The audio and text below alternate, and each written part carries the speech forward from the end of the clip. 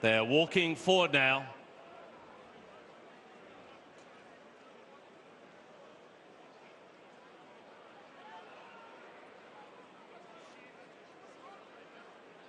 In they come. All clear is given. And they're off for the BetVictor Fighting Fifth Hurdle. And it is Samcro who has taken the early lead, and they are meandering their way down the home straight and on towards the first flight. Buveur D'Air is anchored right at the back of the field as they go towards the first of the 9 flights of hurdles. Samcro out in front to Buveur D'Air in second and Somerville Boy in third. And then 2.5 lengths away, Vision Day Flow and Buveur D'Air, the back marker. Over flight number 2 they go, and Jack Kennedy has Samcro out in front, but still they're going no gallop at all here. It's a tactical affair, and maybe it's not playing out quite how we might have expected in the very early stages. Samcro having to dictate the pace here. He leads now by 1.5 lengths to Buveur D'Air, racing in second. And then in third, Somerville Boy. 2.5 lengths away, Vision Day Flow. And Buveur D'Air last of this very classy quintet.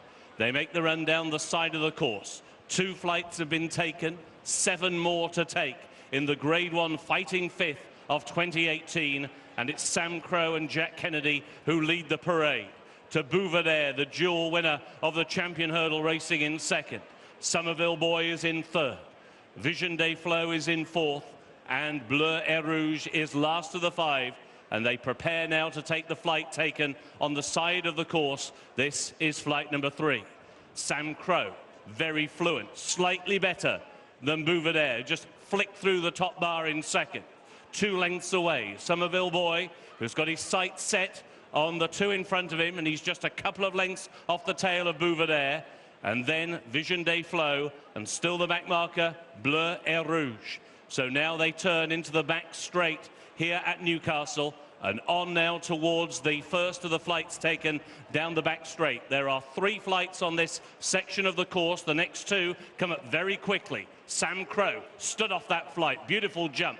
Very quick, very economical in second. Buveur D'Air, as is his wont, spends no time in the air. Over the next. All safely over. Now a longer run on towards the halfway point in the 49th running of the Fighting Fifth. And Samcro's lead is holding at 1.5 lengths. Over Buveur D'Air in second. Just been niggled along now by Noel Feely in third is Somerville Boy. He just got a slap down the neck, and he's been pushed along to try and close on the leading Joe, and he is doing so as they now go on towards the 4th from home. A very quick lead there at the front by Samcro. Down at the back is Buveur D'Air. Buveur D'Air last of the 5 when he crashed out at the final flight in the back straight. So just the 4 remain. Samcro, Buveur D'Air. They've always been the first 2. Back in third, Somerville Boy, who hasn't really travelled that sweetly for the last quarter mile or so. And then Vision Day Flow. They've turned into the home straight. Less than a half mile to go. The next 3 flights are taken in the space of just a furlong and a half. Now their jumping is put to the test. Samcro quickens up now as he goes on towards the second last. Buveur D'Air is taking dead aim towards the far side. Jack Kennedy from Barry Geraghty, these 2 pulling clear. The second last in the Fighting Fifth. Samcro has the lead, but driven now over on the far side. Buveur D'Air, and Buveur D'Air breezes through to take the lead. He crashes through the final flight. It did not check his momentum. He's powering clear. The dual champion hurdler is back, and Buveur D'Air is coming clear of this classy field. A record 5th win in the Fighting Fifth for Nicky Henderson. Buveur D'Air has taken the Fighting Fifth. In second was Samcro. In third, Vision Day Flow. And in fourth, Somerville Boy.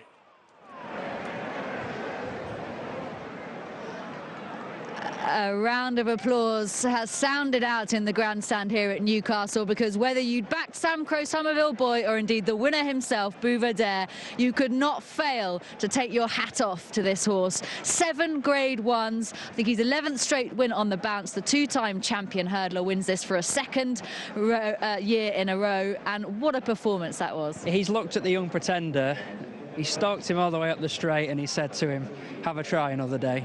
Because at the moment, there's only one outstanding 2-mile hurdler on the scene, and it's him. 12 months ago, it was a penalty kick for him. He's in a real race this time. I think only the first two have shown the form. But Samcro's given absolutely everything, but just not been able to get this horse even out of third gear. He was absolutely scintillating, and the way he dashed up the running was a joy to behold. And he takes quite a big jump over a hurdle, Samcro. He was giving them a lot of room in the early part of the race, but so quick and efficient. He has shown today with that slick jumping style why he's the king of the 2-mile hurdling division. Yeah, he's from A to B in just no time at all. He is just about the quickest horse in training, but look at him open up there. I mean, this is Samcro. We've been told he's the second coming, and perhaps over longer distance he will prove to be, but at the moment Buveur D'Air has tightened the stranglehold that he's had on the 2-mile division, and it makes you think that he probably didn't even run near his best at Cheltenham last season. I suspect this is closer to it, and just look at how impressive he really stretches out. If he comes on for this, then the rest might as well not bother turning up in March. Yeah, and he did look like he was carrying a little bit of condition. Nicky Henderson certainly leaves plenty to work on, Cheltenham being the ultimate aim for him, and it's just a frightening prospect how good he could be this season, and I'm sure he will be thrilled with that, because he said himself in the past he has been a horse, despite all his accolades and achievements, that's almost been underestimated. He's lost only once over jumps, and that was in a Supreme won by Henderson's probably best horse, bar sprinter Sacre of modern times, in Altio. So his record is absolutely faultless by that one success. He doesn't often win by far. That would probably, and during his recent winning spree, be the longest distance he's ever posted in terms of winning a race, and he was just absolutely awesome. And to open up like that on conditions that aren't conducive to anything impressive, this is a day about northern mud and grit and getting on with it and battling. He's just all about quality. And the roar has gone up here in the winners' enclosure as he returns